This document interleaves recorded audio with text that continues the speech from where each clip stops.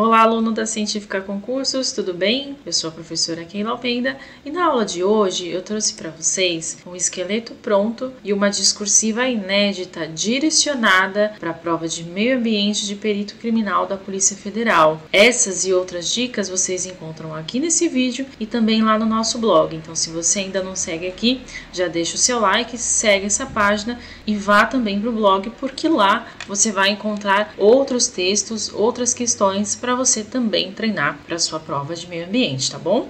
Então vamos começar a nossa aula com mais dicas especiais para que você possa ter um bom desempenho na sua prova discursiva de meio ambiente. Vamos lá! Como eu gosto de começar com vocês, você que é meu aluno já conhece, eu gosto de falar bastante sobre o edital e aqui a gente vai chamar o edital de regras do jogo. Por que é importante a gente saber com quais regras a gente está lidando? Primeiro, porque isso vai direcionar você nos seus estudos para que você entenda, para que você despenda seu tempo, que é muito precioso, naquilo que é mais importante. Você já sabe nesse momento que a prova da Polícia Federal ela está dividida em duas etapas, então você vai ter uma prova objetiva e uma prova dissertativa. Na objetiva nós temos 120 assertivas, das quais ela está dividida tanto na parte geral quanto na parte específica, e você sabe que você precisa formar pelo menos, ter pelo menos ali 48 acertos, divididos entre as proporções da prova geral e da prova específica, mas para que você possa ser classificado ali para a próxima etapa, a não ser que outras classificações atinjam notas maiores. Então a gente tem que ficar ligado nesses detalhes, saber onde direcionar ali a nossa energia, certo? Muito bem, passou por essa peneira, tua prova discursiva vai ser corrigida, é a hora de você colocar tudo para jogo. Lembrando que a prova discursiva ela tem uma pontuação máxima de 20 pontos, a gente sabe isso desde o edital, o que equivale a dizer que 14% da sua pontuação, se a gente pensar que você acertou 100% ali da pontuação da prova objetiva, equivale a dizer que a prova discursiva compõe 14% da sua prova, o que só por isso já seria bastante, já seria motivo mais do que suficiente para que você se preparasse de uma forma mais assertiva para a parte discursiva da sua prova. Muito bem, nós sabemos que é muito difícil que o candidato acerte, ou que todos os candidatos acertem ali 100% da prova objetiva. Então, isso dá uma margem para a gente ali de mais ou menos 70, 75 pontos ali da prova que são, que vão compor ali a classificação para que a prova discursiva seja então corrigida. E aí é que entra um ponto chave. A gente sabe que é mais difícil, conseguir essa atuação total na prova discursiva, na prova objetiva, mas quando a gente olha para a prova discursiva, isso não é tão difícil não, tá, gente? Na verdade, isso é mais fácil do que vocês imaginam. Então, se você pensar que é possível você atingir sim esses 20 pontos que estão disponíveis na discursiva, isso equivale a dizer que na pontuação final, ou seja, naquela classificação que vai dizer em qual posição você vai ficar ali para seguir para as próximas etapas, a discursiva pode ser equivalente a 20% da sua nota. Pessoal, vamos pensar aqui o seguinte, nesse momento a gente está falando de 14 vagas disponíveis para um rol aí de 69 vagas que foram disponibilizadas para a parte de meio ambiente. São 48 provas que serão corrigidas de discursiva. Você tem uma chance enorme de garantir uma posição, de garantir que a sua discursiva seja corrigida, e aí vai chegar lá na hora de corrigir sua discursiva e a nota. Você tem que garantir esses 20 pontos, tá bom, gente? É mais fácil do que vocês imaginam. Fica aqui nesse vídeo que vocês vão receber dicas de como fazer isso. A gente tem uma questão inédita e eu vou disponibilizar para vocês também um esqueleto para que vocês possam treinar, tá bom? E aí sim, seguindo para as próximas etapas, é sucesso, é só comemorar. Mas antes, vamos treinar aqui, vamos treinar bastante para ir para a prova já com isso tudo pronto. Vamos falar do estudo de caso. Primeiro vamos entender o que é. Se você é meu aluno, eu já te contei isso em outras sessões, mas se você não é, fica aqui que você vai entender.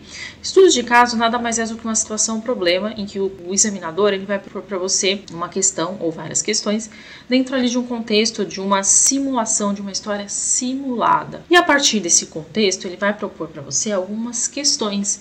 Essas questões, a partir de agora, você vai chamar de comando, comece a se adaptar com esses nomes. Esses comandos são, na verdade, aquilo que você vai responder, que você vai mostrar para o examinador que você sabe na sua prova. Como que a gente sugere que você, é uma das sugestões, né? Tem muitas outras, tanto no e-book gratuito, no preparatório, como que a gente sugere que você faça a estruturação do seu parágrafo. Isso é uma etapa bem importante, que o edital também cobra esse tipo de coisa, e também é um critério de correção da banca. Primeiro, é interessante que você apresente no seu parágrafo o aspecto que você vai apresentar. Então, esse aspecto nada mais é do que aquilo que foi solicitado no comando. Então, você traz isso no primeiro momento ali para o seu parágrafo, como forma de indicar para o examinador aquilo que você vai responder, e na sequência você responde de fato o que ele te perguntou. Essa resposta a gente chama de argumentos. O que são esses argumentos, afinal, né? Esses argumentos, eles nada mais são do que aquele comando que ele disse para você: escuta, me cite aqui 2 exemplos, compare, explique. Esses são os comandos da questão que você precisa responder com os seus argumentos. E isso faz parte da estrutura do parágrafo. E por fim, ainda falando de parágrafo, você pode fazer um encerramento ou não, a depender de em que momento esse parágrafo está ali no seu texto. Normalmente o encerramento, uma conclusão, eles ficam restritos ao parágrafo final. Então você pode, se couber no seu texto, você pode colocar ali essa conclusão ou não. Vai depender se o seu texto permite esse tipo de informação ou não. Mas o mais importante também é que você concatene, que você ligue essas ideias, tanto dentro do parágrafo quanto entre os parágrafos. E aí é que entram os elementos de ligação.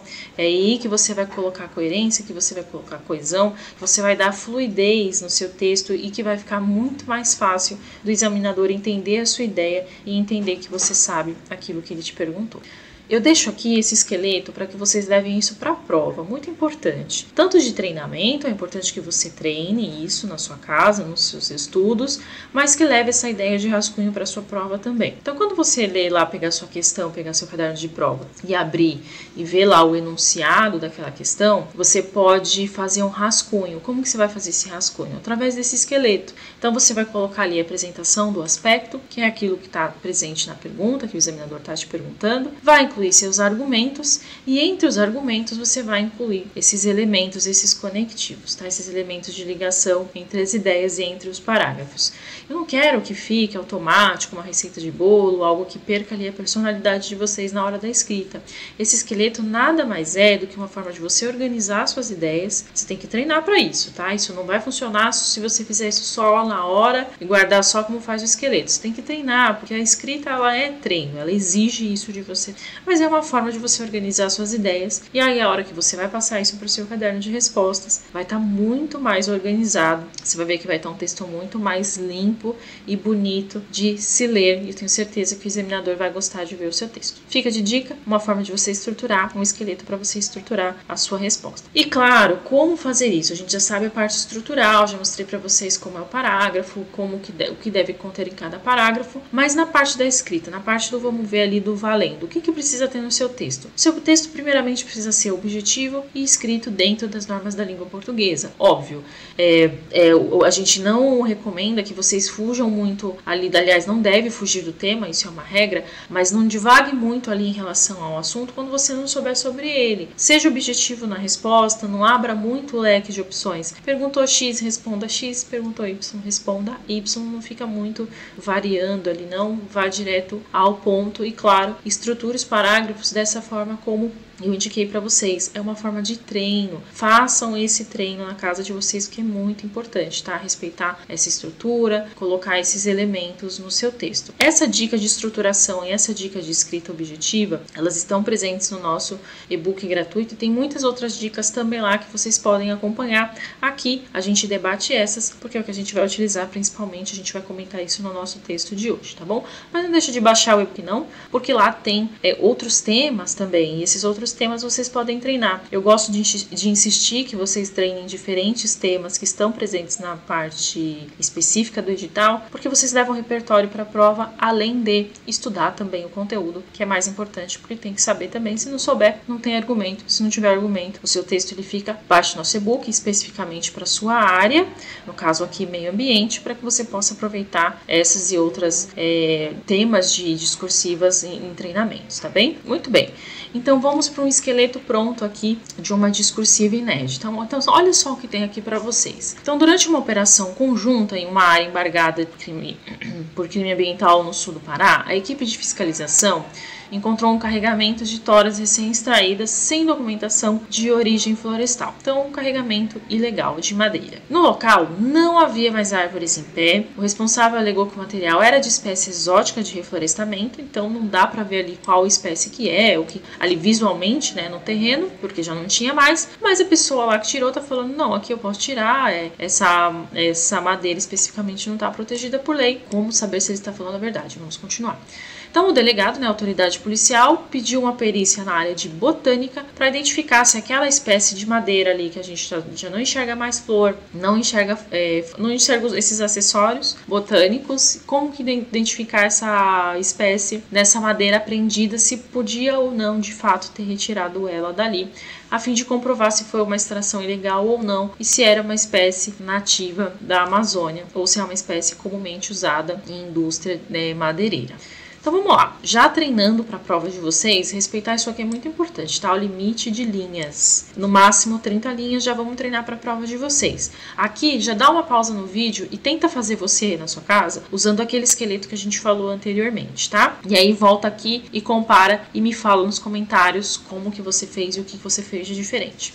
Então vamos lá, deixo aqui 3 comandos para vocês. Então no primeiro comando, fica de olho nisso aqui, ó, tá? Explique, analise, argumente, compare e assim por diante. Defina, tem muitas outras formas de trazer esses comandos, mas fica de olho nisso porque é isso que o examinador quer ver de você.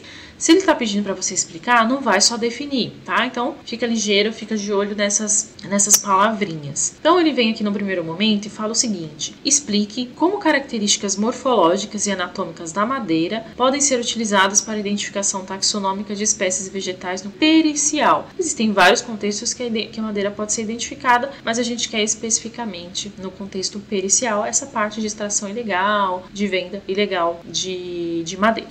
No item 2, fala o seguinte: analise os procedimentos adequados para a coleta e preparo de amostras vegetais, incluindo madeira, visando assegurar a validade técnico-pericial da análise.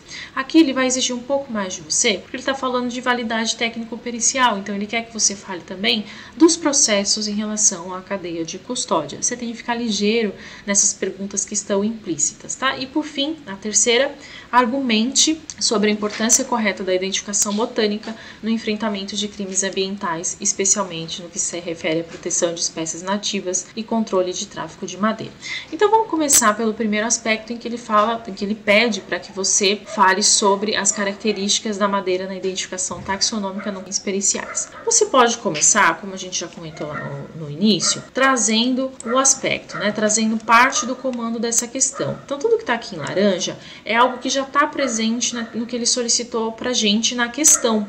A gente pode trazer isso para o texto para indicar para o examinador o que você está respondendo. Então é basicamente um copia e cola, você pode dar uma modificada, mas só para indicar para o examinador aquilo que você está se propondo a responder, tá bom? Então você pode começar assim, ó: a identificação taxonômica de madeira no contexto pericial pode ser realizada por meio de análise de suas características morfológicas e anatômicas. Isso ele falou pra gente. Vamos dar sequência no texto trazendo um elemento de ligação. Dessa forma, os elementos anatômicos mais relevantes são, por exemplo, disposição de diâmetro de vasos, aqui ele está falando de floema do xilema, condução de seiva e água também, eletrólitos e tudo mais, dos tipos de parênquima axial, que é a parte de tecido da planta, os padrões de raios medulares, que é a parte central do caule, presença de cristais, gomas ou tilos e a sua porosidade. Então pode ser avaliado para uma identificação vegetal, uma identificação da madeira e, consequentemente, uma identificação botânica daquele vegetal. E aí você traz mais elementos para conectar o seu texto. Então a gente continua aqui com tais caracteres, ele pergunta a relevância disso para fins periciais.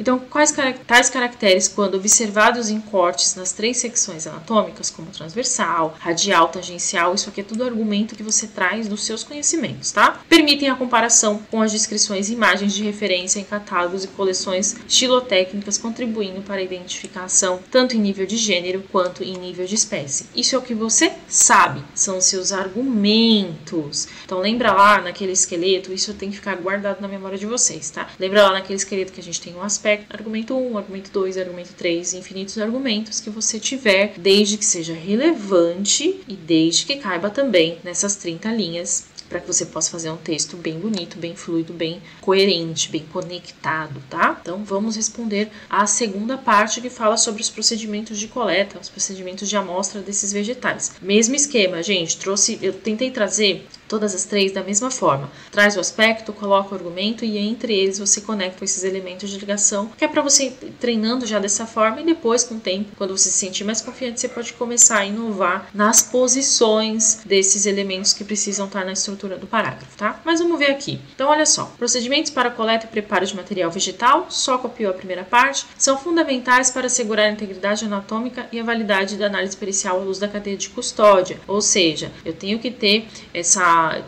um material íntegro, eu tenho que ter um procedimento para que eu mantenha a cadeia de custódia da prova, para que eu mantenha o histórico de como esse material ele foi manipulado. Portanto, então já traz essa ideia de fluidez, de conexão. Portanto, durante a coleta, recomenda-se o uso, e aqui ele vai trazer os argumentos do que você precisa durante a coleta, para manter essa validade da cadeia de custódia. Então, você precisa usar ferramentas limpas, afiadas, e aqui dá exemplos de serra, serrote de precisão. Para que isso? Para que eu tenha material íntegro, então eu evite as fraturas que possam distorcer esses tecidos, inviabilizar ou até fazer com que eu realize ali uma identificação sistemática incorreta daquele material. Então, dessa maneira, aqui vocês desconsideram porque ele deveria estar em azul claro, depois eu arrumo para vocês, tá? Mas devia estar nesse azulzinho aqui, ó. Dessa maneira, a amostra coletada deve ter tamanho suficiente para admitir cortes em diferentes planos, preservando a representação anatômica completa. Continua o texto seguindo com esses elementos. Então, ademais, é indispensável o registro detalhado da origem da amostra. Eu tenho que dizer da onde eu coletei, quais os dados desse local, quais os dados ambientais desse local, para garantir a rastreabilidade e a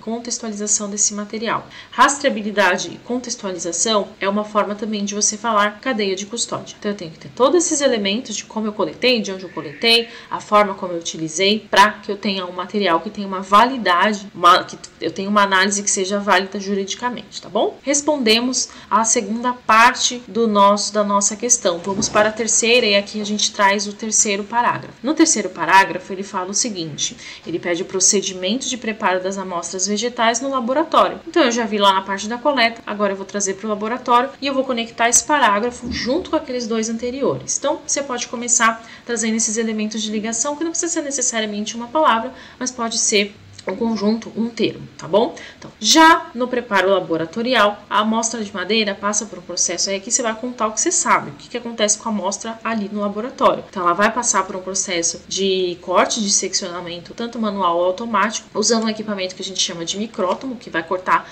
lâminas bem finas, e essas lâminas produzindo lâminas afiadas, produzindo fatias, que são essas fatias finas, que vão dar essas orientações anatômicas, e eu vou conseguir analisar depois essas fatias, essas lâminas que vão ser criadas, identificar esses elementos anatômicos que eu apontei no primeiro parágrafo e fazer a identificação botânica dessa espécie. Mas vamos seguir. Então, olha só aqui de novo aparecendo esse elemento. Então, em seguida, as seções são submetidas a procedimentos de clareamento. Isso aqui é a parte laboratorial, geralmente por hipoclorito de sódio, para remover pigmento que obscurecem as estruturas, e posteriormente aplicam-se corantes específicos como safranina e fast green para destacar paredes celulares e diferentes tipos de tecidos. Tudo isso aqui para que eu consiga fazer uma identificação anatômica e posteriormente da espécie em questão que eu estou analisando. Então, após essa coloração, olha só aqui de novo, após a coloração, as lâminas são montadas com meio de montagem apropriado, como resinas sintéticas ou glicerina. Isso é o seu conhecimento que você vai colocar lá, a parte de tratamento de madeira, tá? Garantindo preservação do material para análise microscópica, que é assim que você vai identificar esses elementos morfológicos depois. Então, dessa maneira, todo o processo deve ser acompanhado com controle de qualidade, registro fotográfico, documentação formal de cadeia de custódia. Tudo isso aqui você pode colocar como uma finalização mesmo do parágrafo e uma forma de concluir tudo isso que ele está querendo dizer é a parte de cadeia de custódia, tá certo? Vamos continuar aqui no próximo parágrafo, que ele fala sobre a importância da botânica no enfrentamento desses crimes ambientais. Então, você pode concluir esse trecho também, fechar todo o seu texto com uma conclusão lógica, começando assim. Conclui-se assim que a correta identificação botânica da madeira apreendida, das madeiras apreendidas, são procedimentos periciais indispensáveis para a aplicação ambiental vigente. Então, para que eu possa aplicar a legislação, eu preciso saber se aquele corte ele poderia ou não ter sido feito, tá? Pois, ao confirmar a extração ilegal, então se eu fiz lá todo esse procedimento, coletei, fiz o procedimento de coleta laboratorial, se eu confirmo que ela é uma extração ilegal de uma espécie que estava protegida, que não poderia ter sido retirada dali, a perícia, então, ela está fornecendo subsídio técnico para uma responsabilização penal e administrativa. A autoridade policial vai conseguir utilizar isso num inquérito policial, dizendo tanto sim ou não, se é ou não uma espécie que poderia ter sido retirada dali, tá? Então, além de orientar as ações de recuperação, além disso, também recupera as ações de recuperação ambiental, orienta as ações de recuperação ambiental. Depois vocês dão uma lida nisso na íntegra e no blog também tem essa questão com o texto completo, dá uma olhada lá como concatena essas ideias, tá? Então, ademais, a perícia vegetal contribui para o controle do tráfico ilegal de madeira, auxiliando autoridades ambientais e judiciárias na proteção da biodiversidade. Essa é a importância desse tipo de perícia, nesse tipo de situação. Você fecha o seu texto com uma conclusão clean, bem limpa, da forma como o examinador quer ver, colocou todos os elementos, respondeu a todos os comandos, respondeu com todos os aspectos e trouxe também o seu argumento maravilhoso, a forma como ela foi feita. Então, deixa aqui nos comentários se você fez alguma coisa diferente, se você traria alguma coisa diferente, que eu quero saber como você fez e vamos debater também quais outros elementos poderiam ter entrado ali, tá bom? Muito bem, essas e outras dicas vocês encontram tanto no blog, quanto aqui, quanto no e-book gratuito, mas também se vocês quiserem mais dicas como essas, também existe no preparatório específico para meio ambiente. Lá vocês ainda vão encontrar a discussão de outros critérios da banca, aqui a gente debateu alguns, lá vocês vão encontrar outros, inclusive temas para discursivas, além de outras questões, além de outros temas que vocês também podem trabalhar e se exercitar e treinar bastante, tá bom? Eu espero que vocês tenham gostado, eu vou ficando por aqui, fico à disposição, deixa as perguntas de vocês nos comentários para a gente poder debater, tá bom? E até a próxima!